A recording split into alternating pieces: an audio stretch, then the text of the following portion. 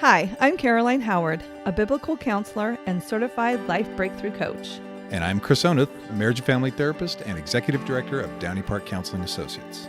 Welcome to our next question, where we attempt to answer the questions of life through conversations in psychology and Christianity. Remember, this is a place of discovery and definitely not the final answer. Well, Chris is still writing notes. Wow. Up to the last minute. I'm just gonna call it like I see it, and anyone who's That watching is on your YouTube interpretation. I'm still doing research. sees it. He's a little nervous because of our topic today. Oh, wow. Wait a second. That's you're imposing upon me. But you're writing. You're projecting. You're writing notes, and so I pretty much get to. It's Caroline take over the podcast day. Okay. So while you finish. Wow. Hello, Caleb, and welcome back. Hello. Thank you. For coming Caleb. back.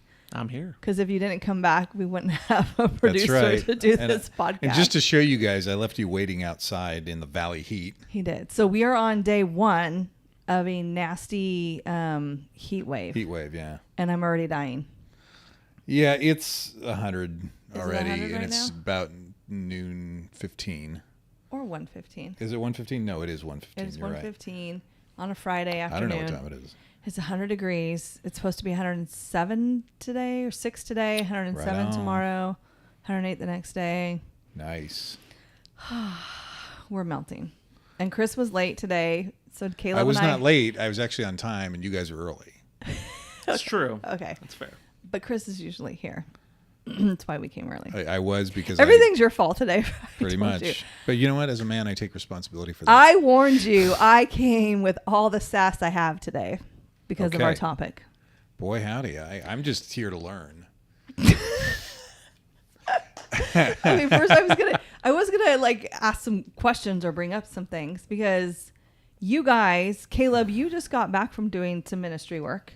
Mm-hmm. What did you do? Tell everybody what you did. So I was at a camp for high schoolers up in the Santa Cruz Mountains called High Camp, Nice. Christian summer camp. So, I mean, it was just a week long. It's Yeah. something from a couple churches around here. Okay. But I was a counselor there, so I was with a cabin of 7 boys. and, Oh, God bless you. Also leading worship throughout the week, which was really Awesome. That's really cool. How stinky did your cabin get? Cool. Oh, quite stinky. Oh, yeah. Yeah. Thankfully, you can kind of just leave the windows open and it all Okay. just flows out into Okay. nature. And yeah. That's good. And I think if I read your social medias correctly, this is not the first year you've done this. You've done this for a few years? Yeah, this was my second year being a counselor. Okay. And then before that, I did 4 years of doing the camp video there. Oh, Yeah. very cool. Okay. Yeah. So it's just something you keep going back and doing? Yeah, I love being Awesome. up there. It's an amazing community, amazing experience. Yeah. Just really cool. Beautiful What- place. In Yeah. anything in particular that really, like, when you say I love being up there, what stands up? What stands That's a out? good question. Like, it's part of it is the beauty of the nature and the natural space that you're in. Awesome. Yeah. God's creation. And it's just the people that are there, like the counselors I get to work with, and just like the community that's built there. But then there's something just different about being away from everyday life, too. Yes. Yes. Being in kind of a community of people who are intentionally there to draw close to God and meet Him in worship. And it just, it changes everything. Awesome. Yeah. That's really, I mean, That is and by- holistic. it is. It's awesome. If you think about it too, right? You go to a camp like that and everybody's away from everyday life and you really just have all this time to focus on God for an extended amount of time. Yeah. Not, I mean, you can't You're really doing get fun you stuff, can't really too. get that in the city. Totally in nature, you can. You can 100,000% get that in the city. I took a weekend in San Francisco one time. Stayed at Okay. the very top of the hotel I usually stay at. You know what? And That is it absolutely true. That is was I cried because I was like, I'm all alone, and then I was like, but wait, this is my time with Jesus. So it was so good. I walked around and looked at people and ate great food, and true. Isn't that something? that does it for me. So I did. You're right. I did have a moment like that in the city years and years ago. We're talking what feels like centuries ago. My mother-in-law took my wife and the kids to Disneyland, and it's when they were still old enough to like Disneyland. Okay. And so I took it upon myself to have the opportunity to go to San Francisco for a day on my bicycle. Oh. So a number of stories came out of that. I went on BART and I went out to I climbed this one hill and huffing and puffing. It was in the Presidio, and I hear this radio behind me, and this guy on this fixie passes me like I'm going backward. And he gets up to the top of this platform, but this rest thing where he's looking at. It's a beautiful view of the Golden Gate from the Presidio, from the San Francisco side. Yeah. And so I stopped too, but I don't want to seem like I'm gassed, so I'm trying not to breathe hard. Which is really, which may tie into our topic today. Oh, it totally will. The other way I totally experienced God was I went to a market, and it was at the end of Golden Gate Park toward the bay, or not the bay, I'm sorry, toward the ocean. And I went to a market, and I got a bottle of wine, and I got bread and salami and cheese. Heck yeah. And I took my goods, and I put the bottle of wine in the sports bottle holder. Okay. So there's this guy on a bike with a bottle of wine. That's what that's for, that right? guy's, So I went to the, it's not a boardwalk, it was a beach walk kind of thing. Yeah. And I sat there, and I didn't have a glass to drink the wine, and I didn't want to just pull from the bottle because I do have some class. Well, as long as you leave it wrapped in the brown paper bag, absolutely. you're totally I'll good. fit right in. So I had a sports or a water bottle, a plastic one, and I cut it to where I could use it as a glass because that's more classy, obviously. So I'm pouring myself wine, and then I'm eating cheese, and I'm sitting on a bench, and a guy a few benches down is playing the bongos. Oh, wow. And I'm striking up conversations left and right with some of the people that pass through, and I'm pouring wine for other people because I'm Wait, not. But what are you pouring in it? You only have one glass. No, but they bring their own glass? They cup their hands. And You're like, here, open your mouth, and they're just spouting it in. Exactly. And so it's like communion almost. I sat and talked with a dude about who comes there and just kind of decompresses himself, and he was awesome. And then he moved along, and then a couple dudes who were essentially backpacking down the coast. And they had a couple dogs with them, and they said they were staying north of the Golden Gate Bridge in a campground. And I said, well, I mean, I don't know, any possibility that you would stay, just kind of find a place to sleep in Golden Gate Park? And they said, no way, that is not safe. No. And so I was like, okay, well then I'll scratch that off my list, and I won't do that. But it was an amazing experience. It was a total gift from the Lord. So all right, I can see. Now you'll stop bashing the city. Maybe. Okay. Maybe. Wow. Eva, beware of the city. Well, it is getting worse, but it's still amazing. Well, it's dark and it's cold and it can't be controlled. It is mad. Isn't that society in and of itself? That's a line from Evita. Oh, I'm sorry. I know we were. So I often think I'm the only, and this again, we'll get into our topic. We'll tell you our topic eventually. I'm the only girl in the room with a bunch of men, and two. Well, what constitutes a bunch? Well, as much manhood as we have between Caleb and I could see your point. Okay. If there's 2 bananas, you're going to say I have a bunch of bananas. I don't know about that. Caleb agrees. I agree. It's a bunch still. What are you doing, Caleb? Come on. It's 2-1. Hey, a bunch Brothers of us unite. agree. Yes. Okay. For the sake of. Okay. All right. No, I forgot what I was saying. Oh, and I broke into a song from The Sound of Music. A female deer. Yeah. And these two sang the whole thing with me, and it was Thank you. awesome. And I love musicals. What can those I say? are manly men who can sing musicals. Awesome. And now you're singing Evita. As Billy Joel says, I learned that I could dance and still look tough anyway. See, there you go. Well, maybe there's a manly type of dancing and a womanly type of dancing. Maybe there's just dancing. No, Do you think? I tend to okay, so since we keep going back and forth with this, I was going to ask you some questions about what you're getting ready to go do, but we'll save that for next time. Okay, fair enough. We'll just jump in. Okay. So our question today is, what is masculinity? Yes. And how did we get on that? How did this even come up? You're the one. You said it. Did I? Okay, so here's what's interesting.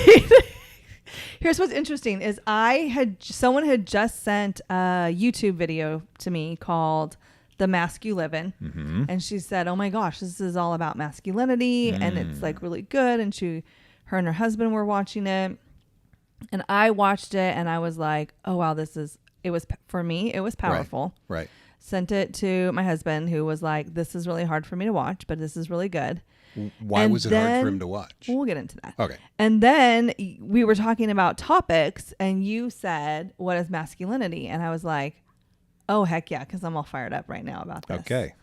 And that's why I have all And you sent the video to me. And I sent the video to you, and you did not have the same response that everybody else did. And so in our office on Tuesday, there was a lot of smack talk going Independent thinker. No. Okay, so I have to say that was, I had watched half of it. You had. And I had some like concerns and skepticism. And then I watched the other half of it, and let's just put it this way. There is stuff I totally agree with in that video, and there's stuff I'm like, meh. Okay. So there you go. You were a little upset that it was all produced by women. Well, okay. So the only reason I say that is because if you kind of flip that table and you have a bunch of men get together and say, let's make a video about what is femininity or toxic femininity or whatever. Yeah. That might run into some opposition. But they interviewed all men, and it wasn't all women. There were men, like the coach guy in there was a man. There was some other doctors that were men. But they didn't go and talk to women about what they thought. Interestingly enough, and we will get into this. Yes, I hope.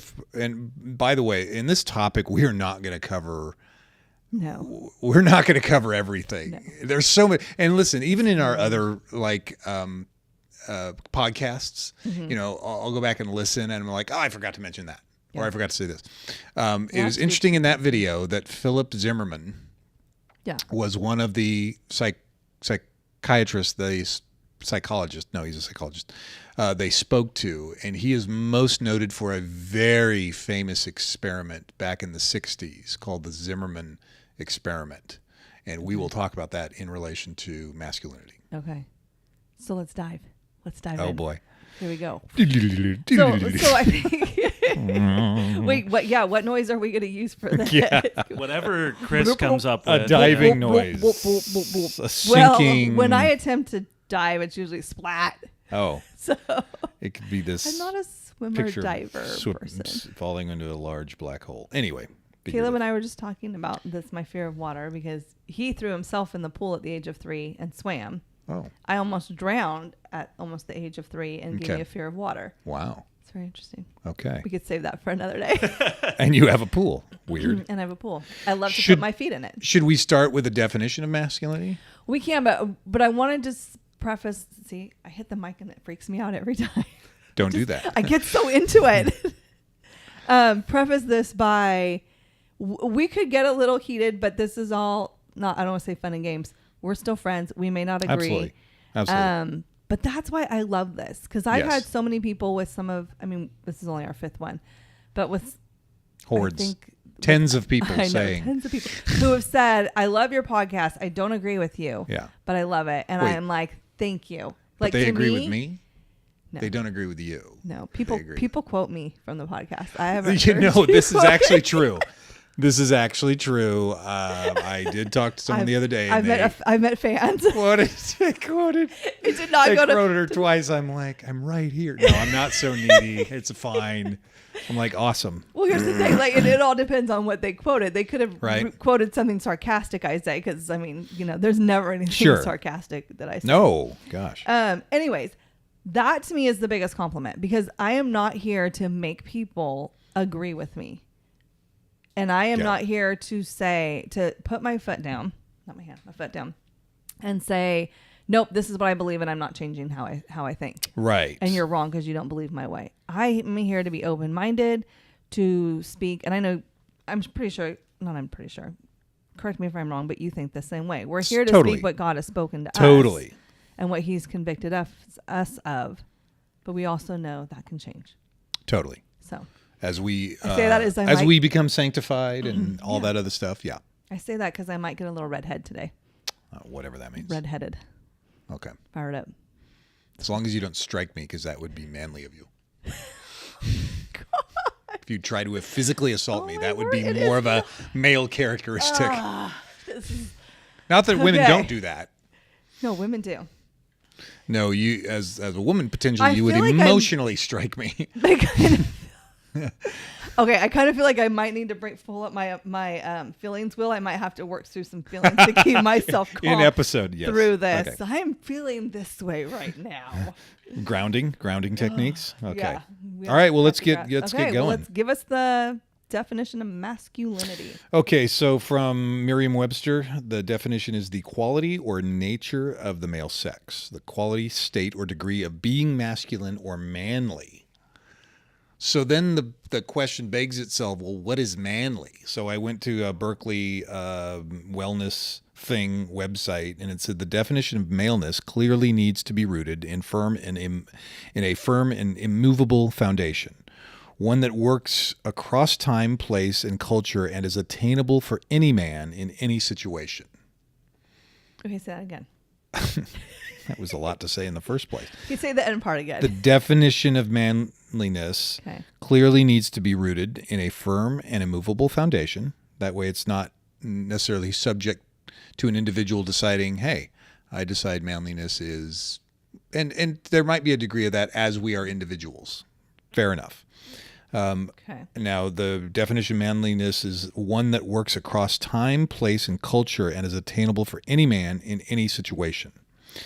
What we find is, again, across time. In other words, historically, there are definite traits that apply to masculinity over a predominance over what might be considered feminine. Now, we'll get into that in a second. Okay. Also, across culture, there are predominant things applied to the male gender. Okay. So now, since we're going time, place, culture, I'm going to go back time, place, and culture, biblically speaking. Sure. And so root all of that in biblical terms. What is the definition of a man in the Bible? Okay.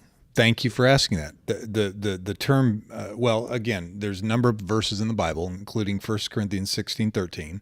Be on alert, stand firm in the faith, act like men, be strong. 2 Samuel 10:12. Be strong and let us show ourselves courageous for the sake of our people and for the cities of God. And may the Lord do what is good in his sight. It's interesting that that first verse you said, because I was listening to a podcast a couple days ago by our buddy. I can't remember his name, but that does Theology in the Raw. Oh, Preston Sprinkle. Yeah, on masculinity. Yes. Because I was getting my ammo. Gosh. Yes, you were. I mean, studying. I was studying, not ammo. Thank you for that. You're welcome. And he brought up that verse, and he said, well, again, I mean, I get what you're saying. Like, he's saying man, but when he was preaching that verse, he was preaching to both men and women. He wasn't just telling the men to be manly. He was saying it to men. So then would that apply to Job 47 that says, now gird up your loins like a man, I will ask you and you instruct me? I don't know. 1 Kings 2:2, I'm going the way of all the earth. Be strong, therefore, and show yourself a man. What's that? Women can't gird up their loins. Not in that sense. So you would have to say it like a man. I mean, in that sense, you would have to say, do it like a man. So therefore, that makes me wonder, why would he tell men, gird up your loins like a man? He would have to be speaking to both men and women and say, hey, women, gird up your loins like a man would do. Yes. Let's see. Even in Song of Solomon's, there is a clear demarcation between qualities of men and qualities of women. Okay. Well, Titus 2 does that as well. Right. Outstanding among 10,000. His head is like gold, pure gold. He looks like clusters of dates, and black as a raven. My beloved is dazzling and ruddy. What does ruddy mean? Red. Well, you said it. You totally said it like it was some man thing, like muscular. So I just. Okay. Ezekiel 22:30. I searched for a man among them who would build up the wall and stand in the gap before me, and for the land, so that I would not destroy it. But I found no one. So Because there were no men. So I they had to call know, the but women okay. men. So then there, and by the way, and here's why I think this is important. Okay. I think it vitally important as a manliness, even not just as a way of living, but also as a virtue. Because I think men in our culture need to target that virtue and attempt to strive for it. The problem comes when we add all these other things to it that, I don't know, maybe unattainable. Obviously, there's going to be masculine traits over feminine traits. There's going to be feminine traits over masculine traits. Right. As far as the four parts of ourself, emotional, spiritual, mental, physical, as I've said before, women tend to be emotional, spiritual. Right. We all have all four parts. We need that emotional, spiritual connection that women tend to have a little more in abundance than men tend to have. Yeah. Men tend to be more mental, physical. Right.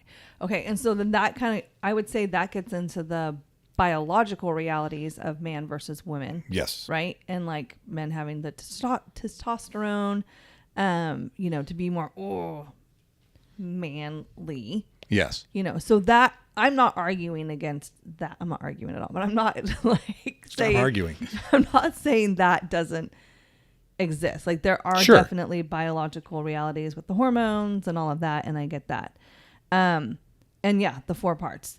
I think the thing is that men have come over here and are just going to be, and again, we're mainly talking about masculinity. So please don't hear me ragging on men and saying women have it right. Right. Exactly. We're going to get into femininity, maybe a little on here, maybe down the road. Right. Totally. But men have swung the pendulum over here and just are holding on to the mental, physical, and women have swung the pendulum kind of over here. Good point. And they're really, Good we point. both need to be all of us, men and women, Yes. need to be in the middle and have more of a balance of those four parts. Okay, so let me address that. Okay. Because I think to some degree you're right.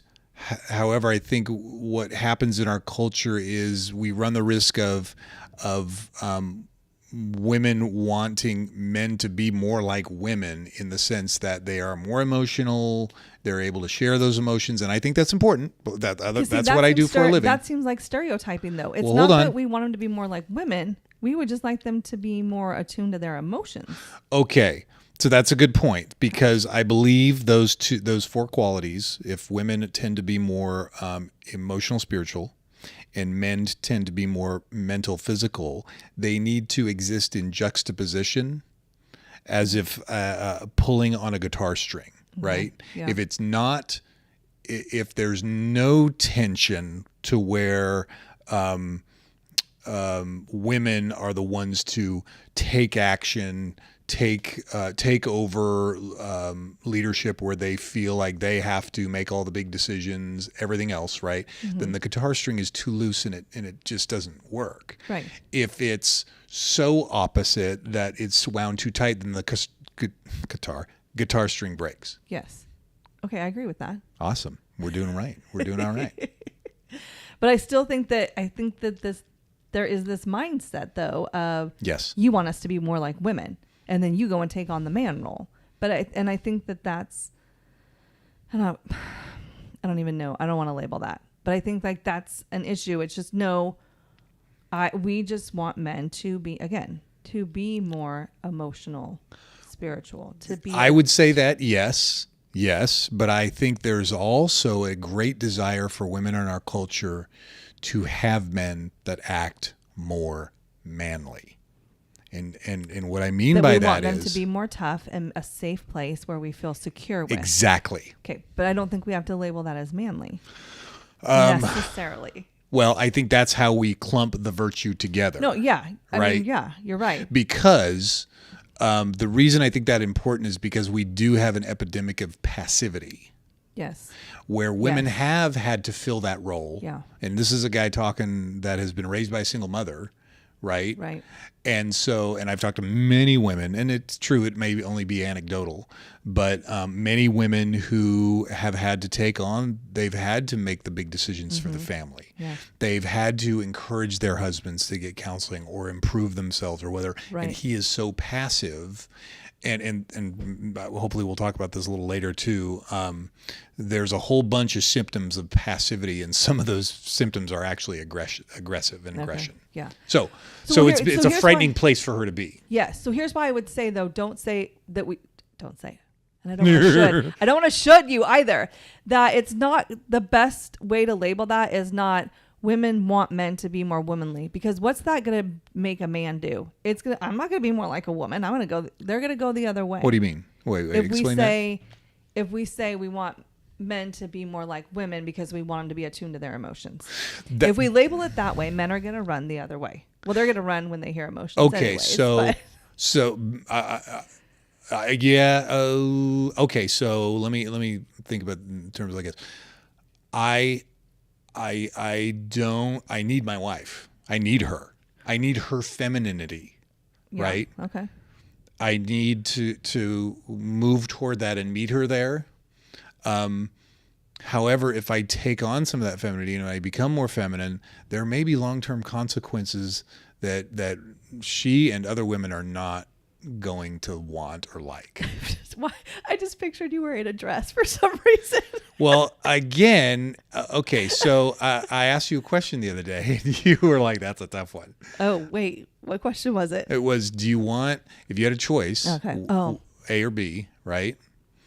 Would you want a man that was more in touch with his emotions, able to cry, being present with you, or a man that knew who he was, took positive and healthy action, and knew had a study course for the direction he was headed? That's a tough one. Well, and that's again because you're putting them on two sides of the pendulum, where I believe God created us to live in the middle of that pendulum, like where okay, because so let's get Titus 2, where it's the commandments of men.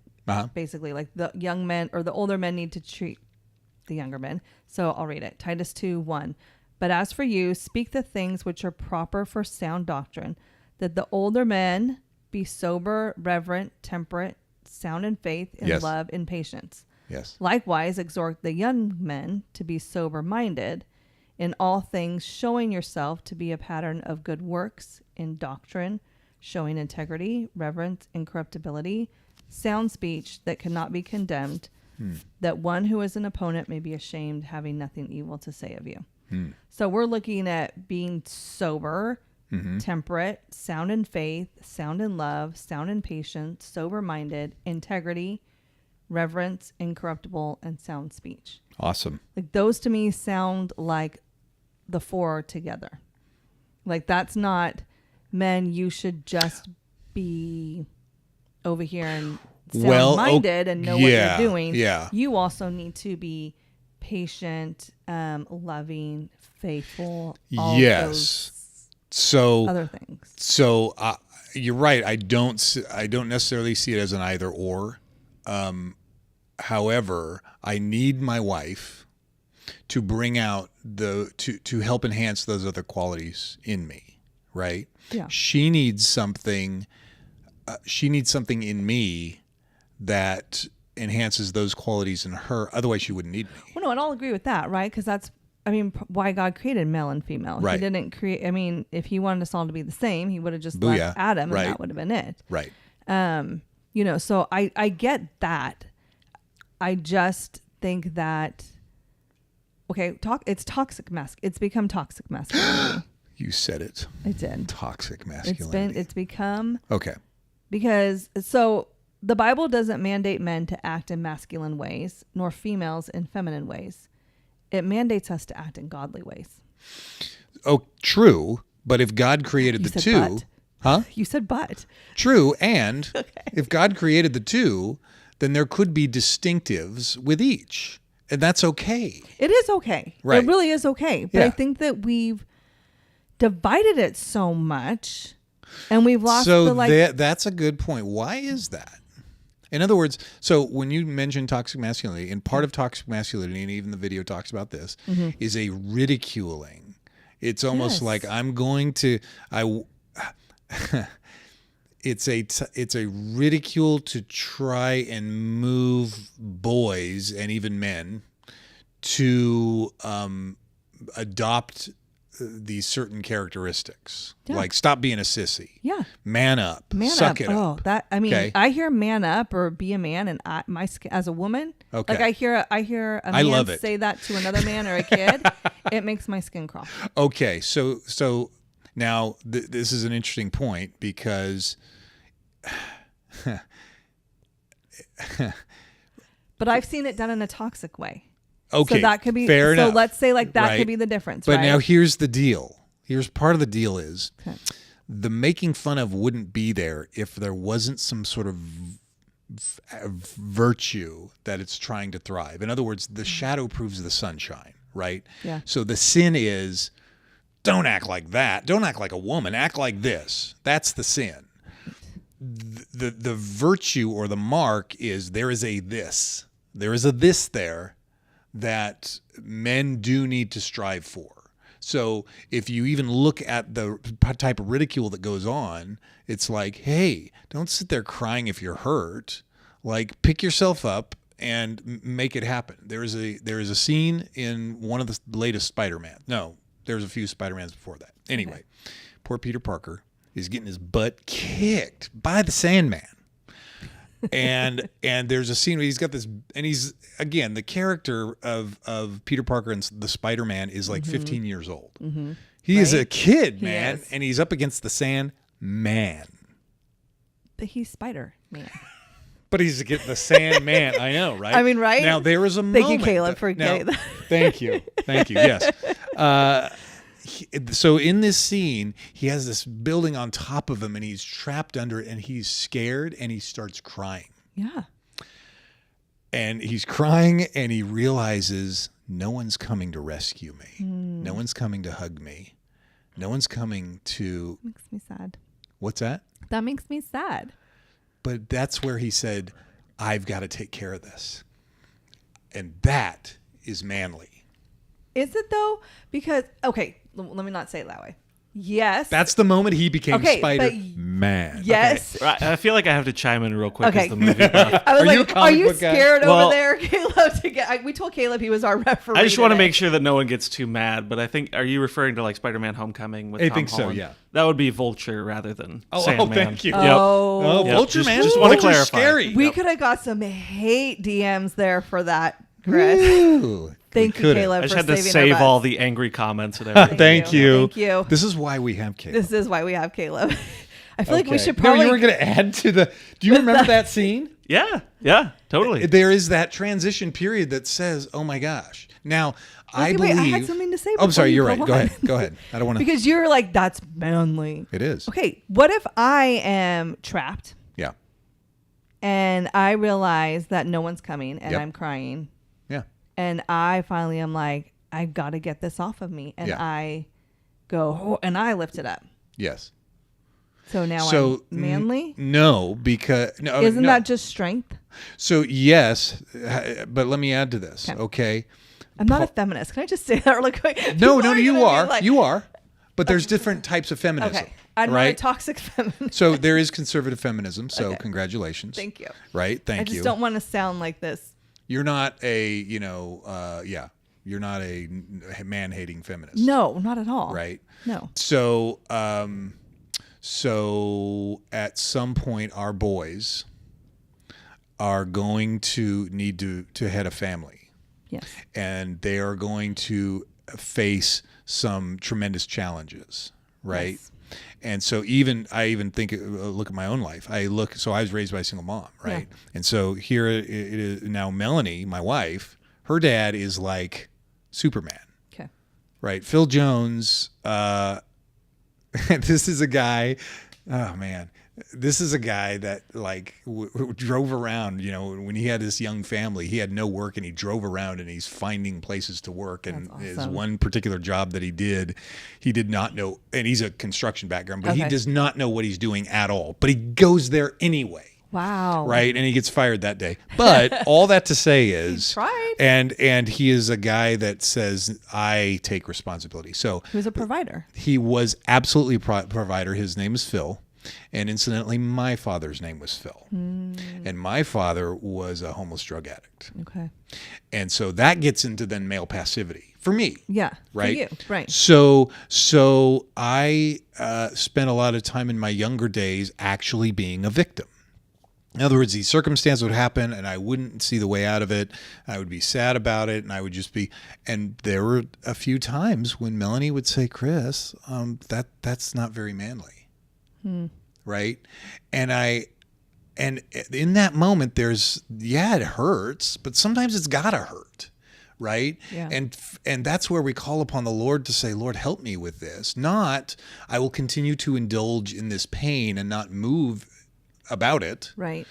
But I will take this pain and let it inform me to where I need to go and break through. And when then that confidence by action is realized, right? That is a huge motivator, and it actually strengthens, in my opinion, manliness, right? So now let me get back to the statement about you lifting the beam off yourself. Congratulations. Thank That's you. needed. In the 4 parts of ourselves, right? Emotional, spiritual, mental, physical. Yeah. Right. Let's back the lens up a little more into the sky, so we see the 3 relationships: relationship with ourselves, relationship with others, relationship with the environment Yes. or creation. Yes. Women, on average, because of their emotional, spiritual bent, are much more relational.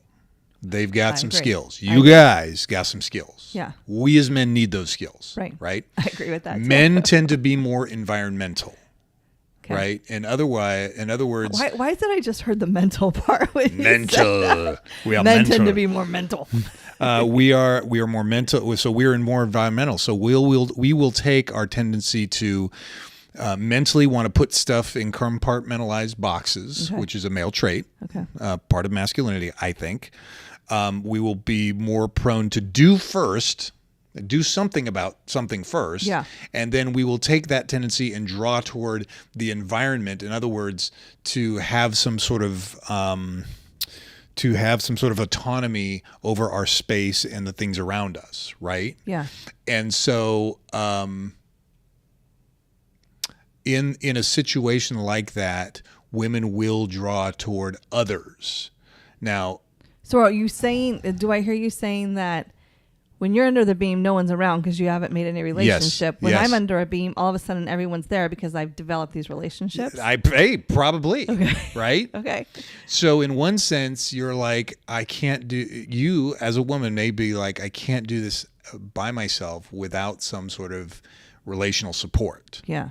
Men will say, okay, I got to noodle this through and figure it out. Now, in either extreme, it's unhealthy, right? Right. Because women run the risk of, and this gets into potentially toxic femininity, Okay. is that they become so reliant on others that they don't know what to do. Yeah. I agree with that. Men, by virtue of being a man, has a masculine quality of saying, I got this, right? That has unhealthy aspects to it too. Toxic masculinity. Right? But there's also healthy aspects to that. Okay. Right? So if your husband is having a hard time at work, do you want him home crying about, I can't go out the door because I'm so afraid of what's out there? Or Right. do you want him saying, you know what? It's my responsibility. I have aimed toward this virtue. No, you want him to talk to somebody about it as he's going out the door. He's working through Right. the emotional part of it, but he's still doing the physical. So then needs to be doing. women tend to be, to talk about it, then get moving. Yeah. Men tend to be just the opposite. We need to get moving, then we can talk about it. So here's and then we're gonna close because It's very masculine. this is gonna be a really long conversation. So we're actually gonna do 2 episodes on it. Yes. So I'm gonna close this episode with very this good. analogy that Eric McClusiak, who's one of the counselors He at is. Downey Park, he's amazing. Told me, and it's the 2. He says 2 holes. When you say it that way, it starts to get funny. So I say 2 ditches. You have 2 ditches. 2 Okay. The 2 ditches analogy. It sounds the 2 holes analogy. The 2 holes. Hey, if you work in an office with Chuck Norris, never ask him for the 3-hole punch. Oh my gosh. I hope that's not weird or offensive. I don't, now that I said it out loud. Okay, so the 2 holes analogy is you know, husband and wife, man, woman. Yes. One is hole. in one hole, one is in the other. Ditch, Okay. hole, whatever. I'll probably just say hole. You can all giggle when I say Okay. it with the hole. And the man they're both stuck in the hole. The man Okay. is like, oh, I'm stuck in the hole. This is how I get out. He gets out. Right. Okay, right. Or sorry, Eric, if I'm saying this wrong. Someone throws a rope in. He sees the rope. He gets out. Right. He goes over to the hole where the woman or his wife is. Right. Throws in the rope. The woman grabs the rope and pulls him in with her. And here's the thing, because this is the physical mental, right? The man just like, I'm out and figured it out. The emotional spiritual is Yes. now the woman is sitting in the hole. She has already figured out how to get out. Oh. We already know how to get out. We want you as a man to come sit in that hole, and we want you to feel what we're feeling. We want you to be like, wow, this is a dark hole. Wow, this must be scary. Okay. Wow. And that's all. We don't need you to figure out how to get out of there. We already Okay. figured that out. So sit there with us, do all of Yes. that, and then we'll climb out together. Okay.